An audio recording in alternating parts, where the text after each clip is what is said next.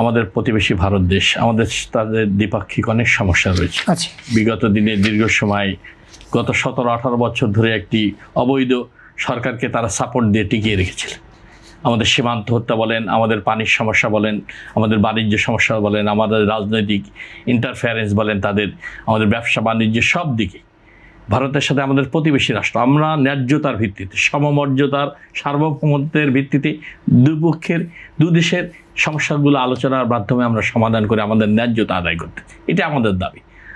সেটা আমরা সবসময় বলে আসছি। কিন্তু আমরা দেখতে পেয়েছি দুঃখজনকভাবে সত্য, ভারত সবসময় যেই পার্টি ক্ষমতায় আসুক, তাদের বিজেপি বা আপনার কংগ্রেস, যারাই আসুক ক্ষমতায়, আওয়ামী লীগকে এক্সট্রা অ্যাডভান্টেজ দেয়, তাদেরকে অবৈধভাবে রাষ্ট্রীয় ক্ষমতায় তাদেরকে টিকে রেখেছে গত 17 বছর। দেখেন না,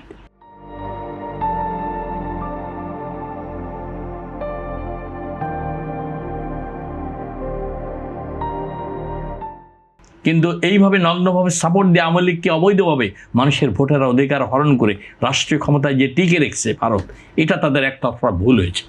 এটা তার মাসুলটা এখন দিতে হচ্ছে মানুষের গণতান্ত্রিক আকাঙ্ক্ষা। যে ঘটনাগুলো ঘটছে তাহলে কি আওয়ামী লীগের কারণেই ঘটছে? নিশ্চয়ই যোগসূত্র তাদের সেখানে রয়েছে, কিছু তো থাকবেই। আমরা একটা গণতান্ত্রিকভাবে জনগণের নির্বাচিত সরকার, আমরা চাই ভারতের সাথে সুসম্পর্কের মাধ্যমে আমাদের ন্যায্যতা, রাষ্ট্রীয় মর্যাদার ভিত্তিতে আমাদের ন্যায্য অধিকারগুলো আমরা প্রতিষ্ঠা করব সুসম্পর্কের মাধ্যমে। আমরা তাদের সাথে সমঝোতা করে, আলাপ আলোচনা করে, কূটনৈতিকভাবে আলোচনা করে সেটা সমাধান করতে চাই। এটা তো আমাদের গণতান্ত্রিক সরকার, মাননীয় প্রধানমন্ত্রী, আমাদের পররাষ্ট্র মন্ত্রণালয়ে রয়েছেন, স্বরাষ্ট্র মন্ত্রণালয়ে রয়েছে। পুশিনের যে সমস্যা ভাই গুরুত্বপূর্ণ কথা বলছে, মানবিক বিপর্যয় হতে পারে আশঙ্কা করছে।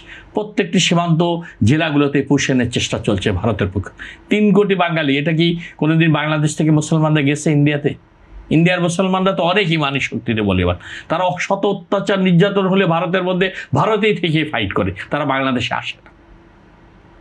তা এই ধরনের যদি 3 কোটি লোক বাঙালিকে পুশিন করে বিভিন্ন জেলার, যেমন কুষ্টিয়াতে, লালমনিরহাটে, চাঁপাইনবাবগঞ্জ, প্রত্যেকটি সীমান্ত এলাকা পাহারা দিচ্ছে জনগণ, আমাদের বর্ডার গার্ডরা যৌথভাবে কোন সময় পুশিন করে দেয়। এটা তো মানবিক নো ম্যানস ল্যান্ডের একটা বিপর্যয় সিস্টেম।